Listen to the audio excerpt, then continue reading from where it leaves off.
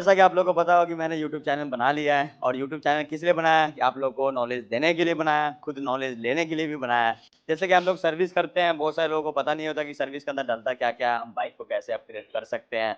बहुत सारे लोगों को लगता है कि नई बाइक लेते हैं तो भाई इसके अंदर हमें कुछ करने की ज़रूरत नहीं पड़ती है, लेकिन ऐसा नहीं है।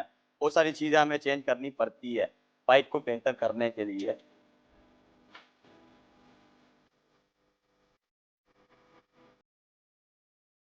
क्योंकि कंपनी कभी भी हमें जो बाइक सेल करती है वो हमें स्टॉक बाइक सेल करती है। जैसे अब 10R है, बट 10R की कभी भी इतनी अच्छी ब्रेक नहीं होती है। रीज़न ये है कि इसके जो ब्रेक लाइन है वो पाइप की होती है, स्टील ब्रेक लाइन नहीं होती है। तो हम इसके अंदर जो काम करने वाले हैं, एक तो स्टील ब्रेक लाइन डालने वाले हैं, फिर इसके जो मास्टर सिलेंडर है वो भी चेंज करने वाले हैं। इसके अंदर मास्टर सिलेंडर हम ब्रेम्बो RC19S डालने वाले हैं, जो आज के डेट में टॉप मॉडल पे चल रहा है ये। इसके साथ-साथ स्टेन डैम्पर मैनुअल भी डालने वाले हैं, साथ में सेंसर भी डालने पड़ेंगे। अगर हम ये नहीं डालते हैं तो इसके मीटर के अंदर एरर आएँगे।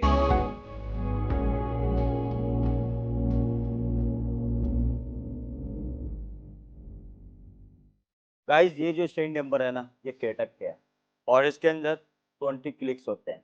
अगर आप लोकल में इसको राइड करते हो तो इसको 10 पे रख सकते हो, 8 पे रख सकते हो। बट अगर इसे हाईवे पे रखते हो ना 15 पे रख सकते हो। ये आपका ज़्यादा स्ट्रॉन्ग हो सकता है। कई दफ़ा टैंक स्लिपर होता है। टैंक स्लिपर अक्सर मैंने देखा है, मेरे साथ भी हादसा हो चुका है। मैं अपने 10R का टैंक स्टॉपर तोड़ चुका हूँ। यानी 260-70 की स्पीड में मैंने टैंक स्लीपर तोड़ा था। टैंक स्टॉपर तोड़ने का मतलब ये है, टैंक टैंक स्लीपर जो होता है तो टैंक के नीचे हैंडल के नीचे टैंक स्टॉपर होता है, जो हैंडल को एक जगह पे जाके जो रोकता है। तो इसको रोकने वाला जो होता है नीचे, वो टैंक स्टॉपर बोलते हैं। जब जो टैंक स्लीपर चलता है ना, तो वो उसपे टकराता बहुत तगड़ा, तो वो इसकी वजह से टकराता है। अगर ये तरीके से काम नहीं करता है तो वो टैंक स्टॉपर पे टकराता है, जिसकी वजह से वो चेसिस टूट जाता है और हमारा एक्सीडेंट होने के चांसेस बहुत ज़्यादा बढ़ता है। अब वो कई दफ़ा ये सेंस सही से नहीं कर पाता है, जो पुराने जो इलेक्ट्रॉनिक है। तो 10R के अंदर ये काफ़ी ज़्यादा प्रॉब्लम करता है। बहुत सारे लोगों को ये चीज़ें पता नहीं है, बट आपने देखा होगा BMW हो, डुकाटी हो, ट्रायम्फ हो, सबके अंदर मैनुअल आता है। तो कोशिश करो कि आप भी 10R लेते हो तो मैनुअल डालो, ताकि आप अपने राइड में सेफ रह सको। तो मैं भाई वाला सजेस्ट करूँगा, कई दफ़ा आप सोचोगे भाई कंपनी दे रही है, कंपनी बेवकूफ़ तो नहीं है। लेकिन कई दफ़ा भाई कंपनी से भी कुछ चीज़ें होती है कि आप आपके हिसाब से, आपके राइड के हिसाब से नहीं देती है। तो डिसीज़न आपके ऊपर है, हम भाइयों वाला सजेस्ट कर सकते हैं। बाकी जो आपको बेहतर लगे आप कर सकते हो। ऐसा नहीं है कि हमें सामान बेचना है तो हम आपको बता रहे हैं। ये चीज़ हम कभी आपको ऐसा नहीं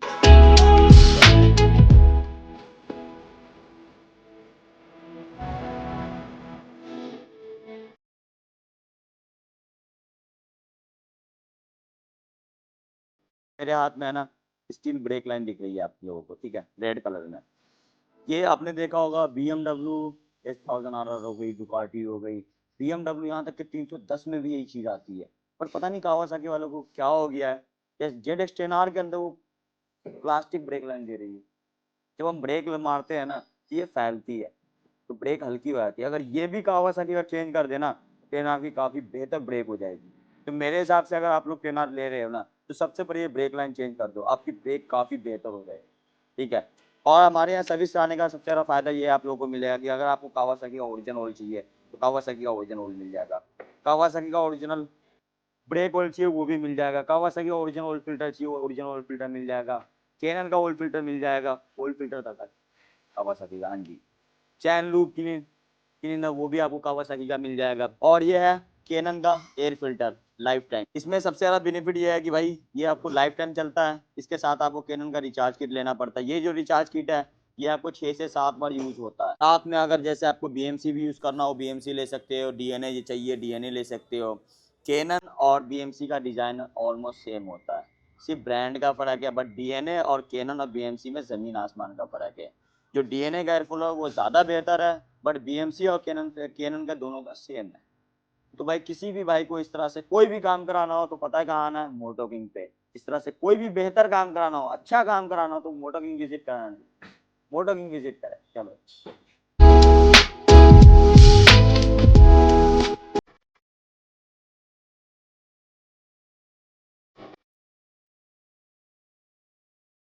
मैं तो जीटी चलाता नहीं हूँ, बट जीटी जाती है बहुत अच्छी बाइक है, ये भी ज़रूर है। शॉकर इतने अच्छे नहीं है, मैं तारीफ भी कर रहा हूँ, बुराई भी कर रहा हूँ, लेकिन भैया फीडबैक बताएंगे इस एग्जॉस्ट के बारे में कि एग्जॉस्ट क्या समझती इसे दोस्तों पसंद करा, आवाज़ कैसी थी, क्वालिटी कैसी थी, लाइव जो देखने में लग रहा है समझ में आता है ना, वैसे फोटो में वो चीज़ें समझ में नहीं आती है।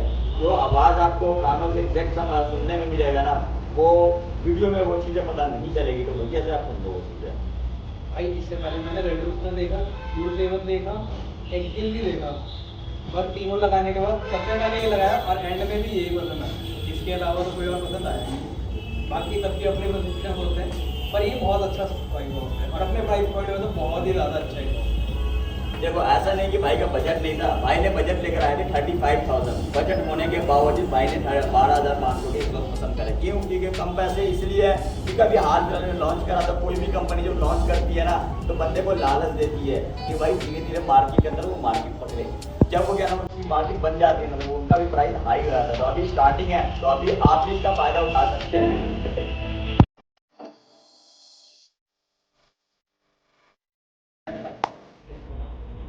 गाइस जैसा कि आप लोगों को पता कि भाई इंडिया के अंदर तो गिनी चुनी S2 है ही है, उसके बाद भी S2 सबसे ज्यादा रेडी करने वाला कौन है? तो भाई इंडिया के नंबर 1 पे आता है तो मोटो किंग आता है।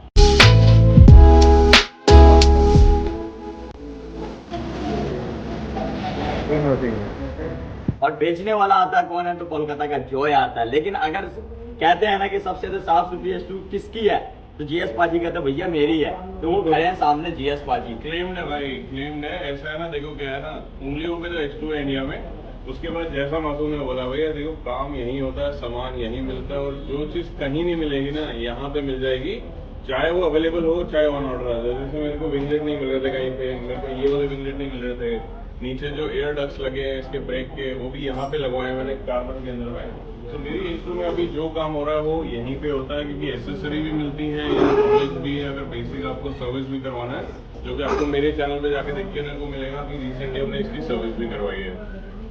तो भाई सच्चाई ये है कि भाई जिगरा चाहिए बंदे को स्टॉक करने का।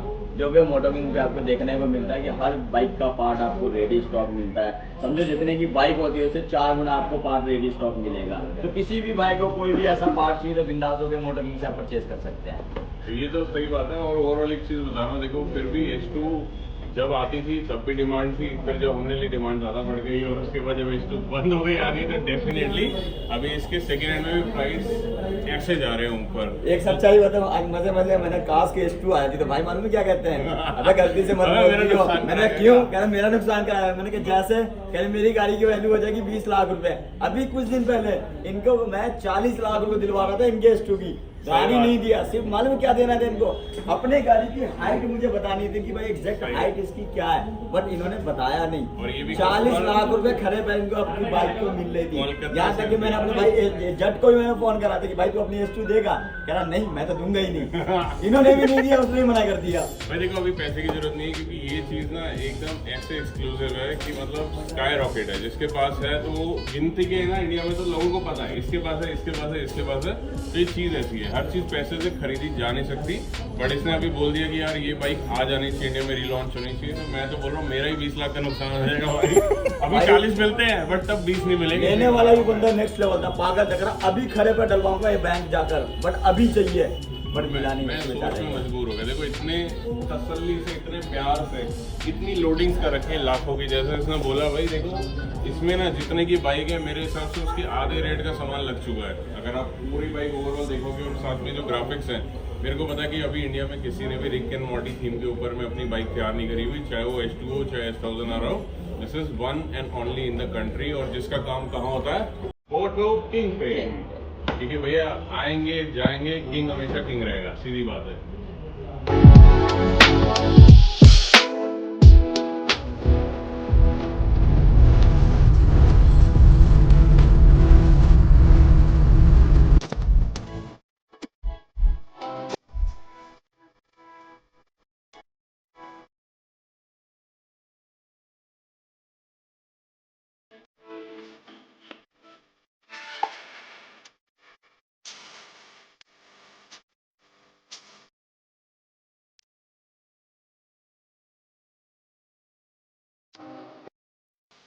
तो गाइस इस गाड़ी की पूरी सर्विस हो चुकी है, और इस गाड़ी की मेजर सर्विस थी, हमने सर्विस भी अपडेट कर दिया है। और इसके अंदर टाइटेनियम हेडर लगा है। हम इसकी आपको साउंड सुनाने वाले हैं, टाइटेनियम हेडर।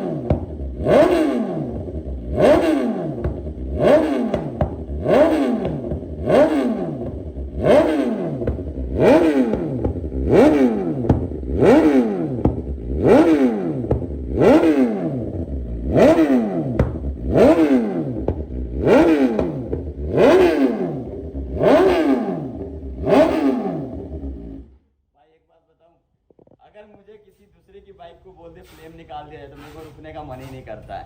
अगर अपनी हो ना तो फिर दिल पे लगती है, और मजा तब आता है मेरे को जो दिल की दूसरे की बाइक पे जो दूसरे को दिल पे लगती रहती है ना।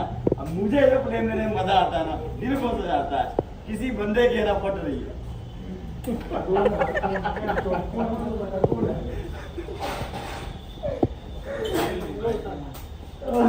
प्लेन लाते वही प्यारी निकल रही थी। हम अपनी बाइक में खुद ही दे देंगे धीरे धीरे, हम नहीं देने देंगे, हम नहीं देने देंगे ऐसे नहीं। जब मैं लगाऊंगा एग्जॉस्ट तो भाई नोट कर लो, मैं खुद ही दूंगा धीरे प्यार प्यार से। तो रेस वहाँ हो रही थी, दर्द यहाँ हो रही थी, चाहे मेरी बाइक नहीं है। मैं देखो बात तो सही है कि देखो मैंने ये बाइक बहुत बार ऑन करी है, और अभी भी पता है बहुत सारे जो यंगस्टर्स हैं ना उनका सपना है 10R सबको चाहिए, वो भी हरे रंग में। तो अगर मैं लूंगा तो आपको पता है हिंट तो मैंने दे दिया, बट फिलहाल मेरे को काफ़ी इंप्रूव लगे यहाँ पे ब्रेक्स, और जो इसका स्टीयरिंग डैम्पर है ना वो भी यहाँ पे अपग्रेड हो चुका है, केटेक का लग चुका है। क्योंकि भाई देखो कहना नहीं चाहिए बट ना ये एक ऐसी बाइक है जो बहुत फेमस भी है और थोड़ी बदनाम भी है, क्योंकि एक्सीडेंट बहुत होते हैं, इसमें डेथ वोबल बहुत आता है जिसको टैंक स्लैपर भी बोलते हैं। तो बहुत सारी वीडियोस आपने भी देखे होंगे, मैंने भी देखे। उसके लिए यहाँ पे एक प्रिकॉशन लिया गया है, एक जो यूनिट है वो अपग्रेड यहाँ पे कर दिया। दूसरा है ब्रेकिंग जेन्युइनली बहुत अच्छी है, क्योंकि यहाँ पे जो स्टील ब्रेक लाइन्स है वो डल चुकी हैं, पूरा मास्टर सिलेंडर चेंज हो चुका है, ब्रेम्बो का आपको यहाँ पे लीवर भी दिख रहा होगा, और पूरा ना फील ही अलग आ गया है। अब क्या बोलते हैं भाई इस RC के ब्रेम्बो RC 19S है, ये सबसे टॉप मॉडल जो आज के डेट में चलता है, ये वो वाले मॉडल है। और भाई जिनकी ये बाइक है ना वो मेरे को अभी मिले थे इसी दुकान पे, मैंने उन्हें बोल दिया था मैं खुद टहना ढूंढ रहा हूँ, अगर मन बने देना तो दे देना। इतनी लोड आपने कर ली है, बहुत अच्छी बना रखी है ऑलरेडी, मेरी नज़र है इस पे यार, काम बहुत अच्छा हुआ है, एक नंबर। मैं तो इम्प्रेस हो गया अपने पास में, बस भगवान करे जल्दी से 10R आए, और 10R आएगी तो मेरे को भी ये काम करवाना है। बट सच्चाई है कि देखो भाई हम लोग कोई 10R की बुराई नहीं कर रहे, 10R रियलिटी में बहुत ही अच्छी एक बाइक है, बट थोड़े से पैसे मांगती है। अगर आप इसके ऊपर पैसे लगा दो ना तो किसी भी अच्छी खासी जैसे BM हो, चाहे वो डुकाटी V4S हो, इन सबको ये टक्कर दे सकती है, और टक्कर देती भी है। कि देखो क्या है कि लीटर क्लास में सबसे अभी की इकोनॉमिकल बाइक ये है ना, चीप में बोलेंगे हम, इकोनॉमिकल बोलेंगे। और उसके बाद क्या है, अगर आप इसको S से कंपेयर करोगे अदर सुपर बाइक्स पे, उसमें ये स्टील प्लेटेड वायर्स आती हैं, बेसिकली ब्रेक लाइन आता है। यहाँ पे आपको एक अपग्रेड अगर आप करा सकते हो तो वो करा लो, क्योंकि भैया जो पैसा आप खर्च रहे हो अपनी सेफ्टी के लिए है ना, आप इंश्योरेंस कराते हो, अपने लिए कराते हो, बाइक के लिए थर्ड पार्टी कराते हो, तो यहाँ पे कुछ परफॉर्मेंस के अलावा जो सेफ्टी फीचर्स भी है, जैसे आप स्लाइडर लगवाते हो वैसे ही ब्रेक बहुत इंपॉर्टेंट पार्ट है। टायर पे कॉम्प्रोमाइज़ मत करो, ब्रेक पे कॉम्प्रोमाइज़ मत करो, एग्जॉस्ट पे चाहे कर लो, बहुत लाउड नहीं लगाना, थोड़ा बजट में लगाना तो ऑप्शंस हैं, बट ब्रेक तो बहुत एसेंशियल पार्ट है। और सेम वेज टायर, इसलिए कभी सेकेंड हैंड मत खरीदो, कटे फटे टायर मत लो, अच्छा काम कराओ, यही आपको सेफ रखेंगे। लोकल ब्रेक पैड भी मत करो। हाँ, ब्रेक पैड भी बहुत एसेंशियल है। अभी आपने यहाँ पे अच्छा पैसा खर्च दिया, ब्रेक लाइन वगैरह सब डाल दी, और जाके आपने लोकल 1000-2000 के ब्रेक पैड डाल दी, तो कैसे काम करेंगे? फिर कई दफा मेरे पास भी लोग आते हैं कि मैं जैसे पूछता हूँ आगे पीछे के 10,000 रुपये के ब्रेक पैड, कहते भैया कोई 2-3 हज़ार में आते नहीं है।